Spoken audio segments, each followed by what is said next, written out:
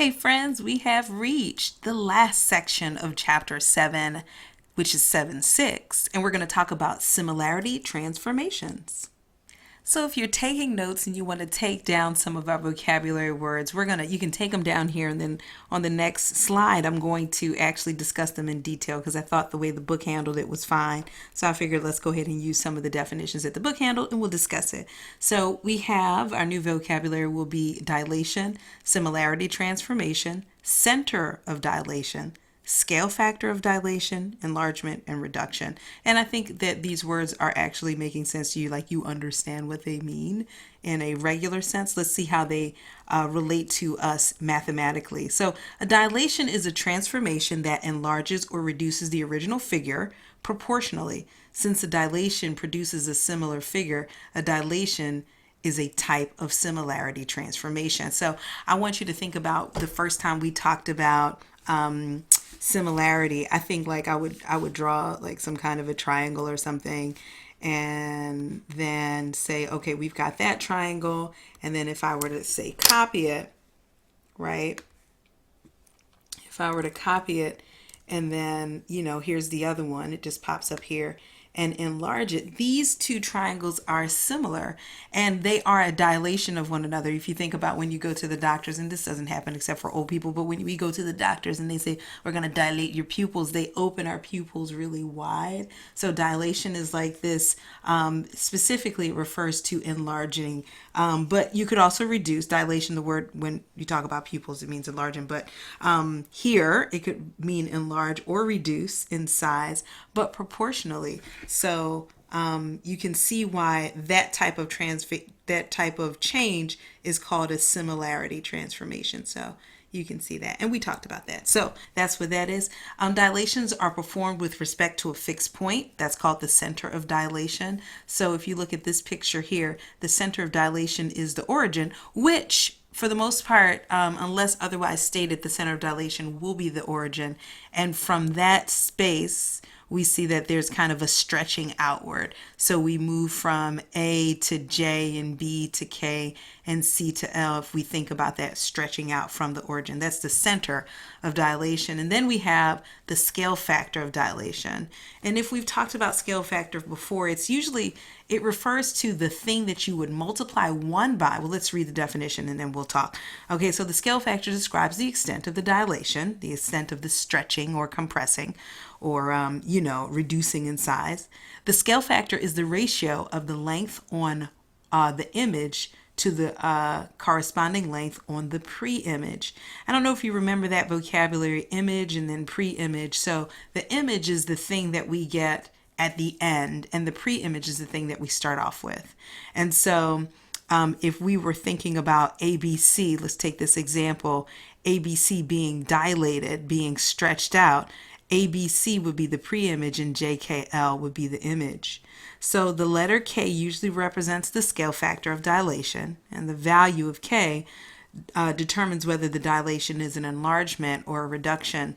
So if we were to think about this example here, let me see if I can put some numbers to the mix to make this make sense. Let's say AB was of length 4. Get rid of this.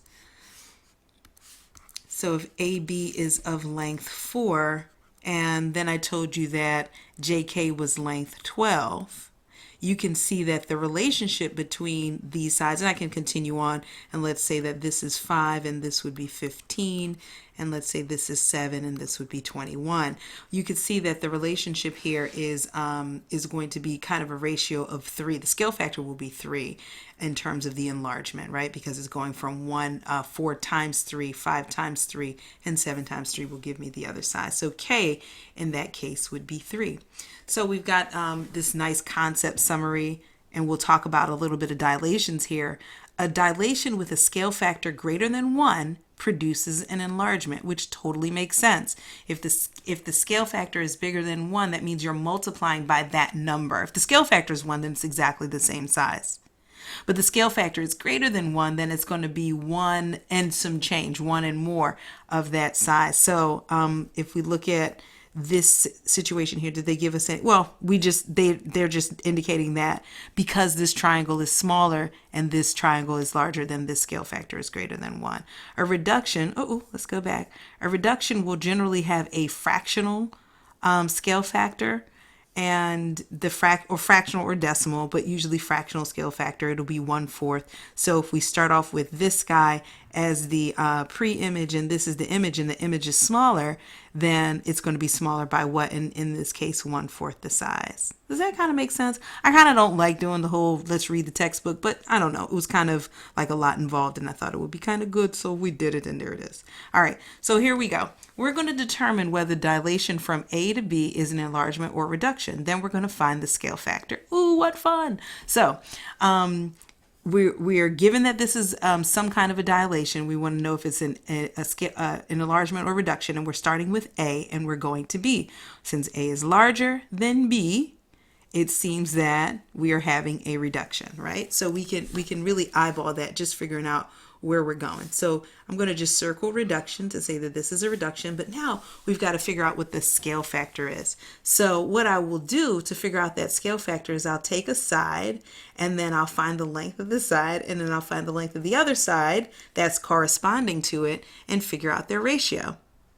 So as I observe the length of this side of the triangle and the length of this side of the green triangle, I see that they come in at a length of 6 just by counting the units, and this one is like a half here and a half here and 2 holes, and so that would be a length of 3. So the ratio going from 6 will go from, basically the scale factor should make something go from 6 to 3, right? So the question is, what do I multiply 6 by? What K value can I multiply 6 by in order to get 3? So I'm going from 6, right, to 3. And I think this is an algebra problem that we all can solve. I know you guys can solve this. I don't even want to, I think you can solve it. I know you can solve it. We're going to isolate K, and we're going to find that the scale factor is 3/6 or 1/2. And that totally makes sense, because if I take half of 6, I get 3. And similarly, I'll have that relationship with the other sides because the sides are proportional. Let's take a look at another one. Again, in example B, we're going from A to B. And so let's take a side that's handy. This side looks nice because it's right along the line. And so I can count easily that the length of this side is 3 units and the length of this side is 1, 2, 3, 4 units. And since we're going from A to B, and you see that it is getting bigger, we don't have a reduction, but we have an enlargement. So I'll write it out here, enlargement. And now that we've confirmed that, we've got to figure out what the ratio is. Well, I know I start off with 3 because I'm going from A to B. I start off with 3, I'm going to 4, and I've got to figure out what that K value is. That's going to multiply by 3 in order to get me 4. Remember, this is our scale factor. Scale factor. And so, just like we did last time, we use our algebraic prowess to be awesome and find out that our scale factor is 4/3. All right, which is greater than 1, which makes sense. And notice that our scale factor here, K value, is 1/2, which is less than 1, which makes sense because it's a reduction. I am getting overexcited. Let me go back to example 2. So example 2 tells us to find and use a scale factor. And this isn't too bad. Let's see what's going on here. We've got this young lady. They talked about this in the beginning of the chapter. This young lady wants to enlarge a ticket stub because it was like the best movie ever that she attended. And she's like, oh my gosh, I got to enlarge this. So Adriana enlarged, by what percent should Adriana enlarge the ticket stub so that the dimensions of its image would be 3 times her original? What will be the dimensions of the enlarged image? All right. So she wants the dimensions to be 3 times. So in a sense, we're starting with A, we're going to B. We're given that, let's use this side. That side A is 5, and we know that the 3 times is going to be our scale factor K, right? So A times K is equal to B. I'm just using kind of the analogy of what we talked about before in the last example. So 5 times 3 is equal to this new side for the image that we're creating, which would be B, which would be 15, right?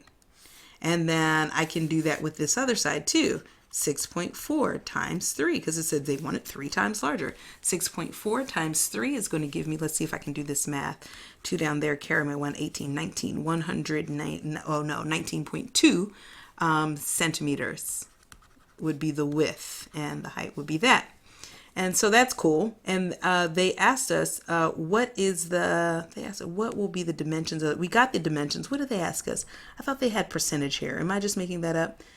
By what percent should Adriana enlarge the ticket stub so that the dimensions of its image would be 3 times greater than the original?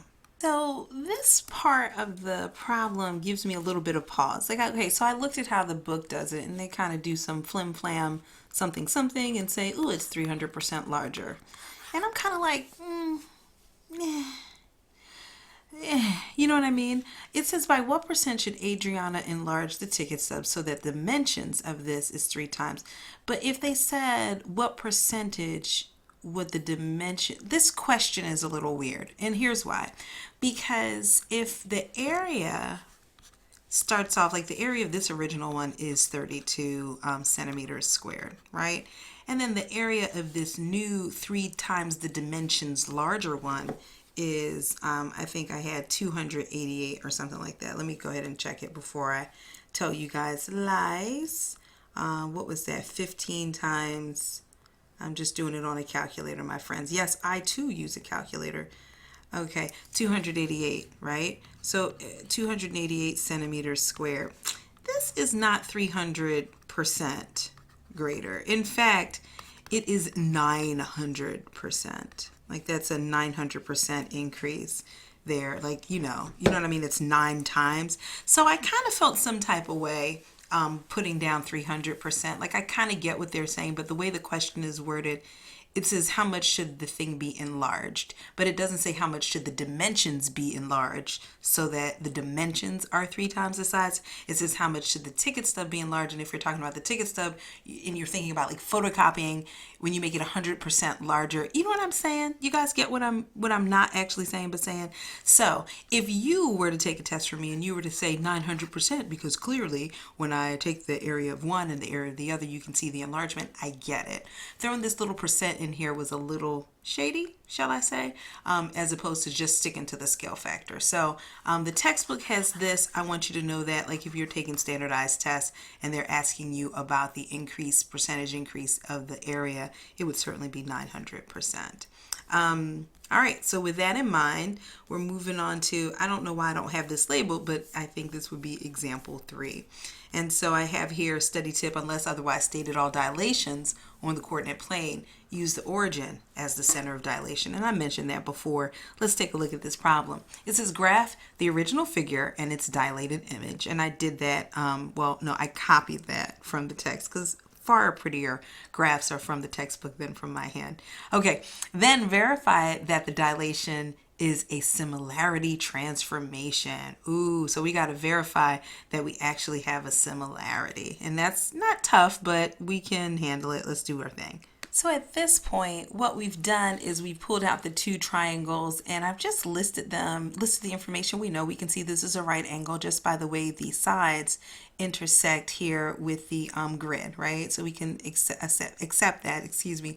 And then we have the sides, and I've listed the lengths of the sides. And so to prove that we have a similarity here, we need to prove that the sides are proportional. And clearly we can see that 4 is to 6, 6 is to 9. We can reduce this to 2/3, and we can reduce this to 2/3 as well. So we do have the sides, the corresponding sides are proportional, and they have an angle in between them. So remember the side, let's do it, side angle side proportionality theorem. That's totally enough to prove that these guys are indeed similar. And so graph the original figure, then verify the dilation is a similarity transformation. It is. And since we are going to, the original image is this one in, the large one, and the other image in so the pre-image is the large one and this one is the small one.